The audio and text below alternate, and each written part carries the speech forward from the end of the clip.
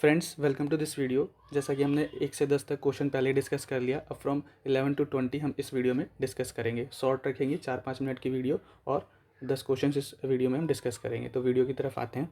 तो पहला क्वेश्चन देखते हैं, और पहला क्वेश्चन था कि माइटोकॉन्ड्रिया की लोकेशन पूछा की थी स्पर्म के अंदर। और जैसे कि हम जानते हैं कि उसका हेड, मिडल पीस और टेल होता है, तो इसमें जो मिडल पीस है इसका आंसर था मिडल पीस।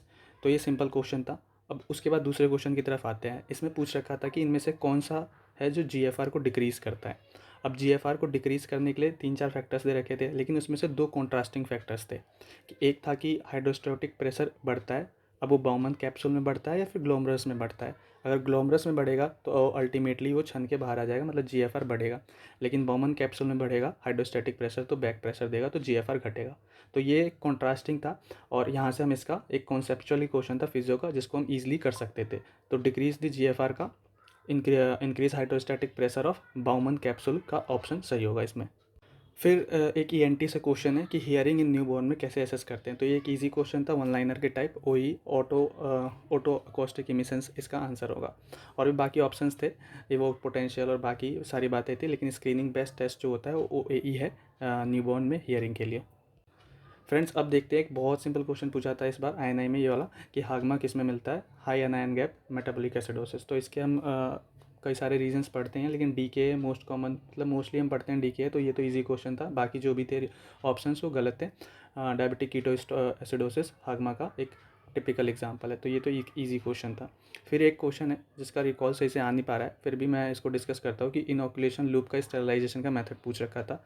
एम्स में काफ़ी बार मई में भी पूछा गया था स्टेरिलाइजेशन का, उसमें भी थोड़ा सा रिकॉल में दिक्कत आई थी, लेकिन इस बार जो क्वेश्चन पूछा है वो इनोकुलेशन लूप का पूछा है। तो हम फ्लेम के अंदर करते हैं इसको, हम अपने माइक्रो लैब में भी देख चुके हैं, और 1 या 3 मिनट का ऐसे ही दे रखा था, और बाकी ऑप्शन थे। तो मोस्टली इसका करेक्ट रिकॉल के आने का वेट कर सकते हैं, लेकिन मोस्टली जो मुझे लगता है वो under flame for 1 to 3 minutes इसका सही आंसर होगा।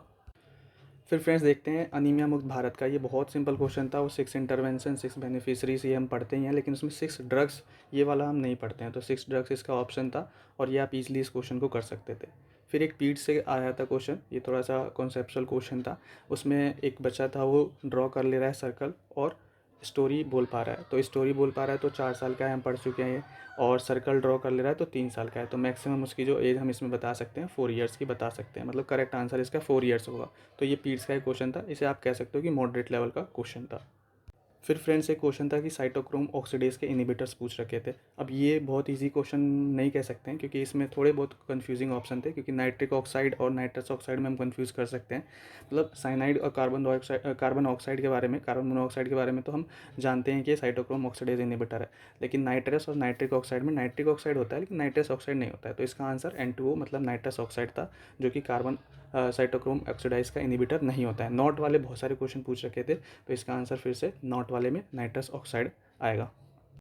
फिर फ्रेंड्स देखते हैं, एक इजी क्वेश्चन पूछ सकते हैं, एक वन लाइनर फैक्चुअल बेसिस पे क्वेश्चन पूछ सकते हैं, कह सकते हैं इसको कि क्रूप का मोस्ट कॉमन कॉज पूछ रखा है, तो जो बच्चों में होता है। तो पैरा इन्फ्लुएंजा वायरस हम पढ़ते हैं, इसमें स्ट्रेप्टोकोकस निमोनी बैक्टीरियल कॉज जो होता है वो नहीं है, मोस्ट कॉमन नहीं, मतलब होता तो है लेकिन मोस्ट कॉमन नहीं, ना कि हेमोफिलस इन्फ्लुएंजा भी नहीं है। अगर ऑप्शन में पैरा इन्फ्लुएंजा वायरस था तो वो बेस्ट करेक्ट आंसर इसका यही होगा। फिर फ्रेंड लास्ट क्वेश्चन इस सेक्शन में हम देखें तो एक इनमें से बहुत इजी क्वेश्चन बार बार पूछा जाता है, लाइव वैक्सीन और जो कि नहीं है और जो कि हैं। तो इसमें नॉट अ लाइव वैक्सीन पूछा गया था, तो हैप्पी सब यूनिट वैक्सीन है, हम जानते हैं, तो वो नहीं है इसका आंसर। तो इसका करेक्ट आंसर जो कि नॉट अ लाइव वैक्सीन है वो हैप्पी आएगा इसका आंसर। बाकी के जो MMR थे और जो BCG वैक्सीन होते हैं वो लाइव होते हैं, तो वो इसका आंसर नहीं था। तो ये कुछ ईजी भी थे, कुछ मॉडरेट भी थे, कुछ डिफिकल्ट भी थे।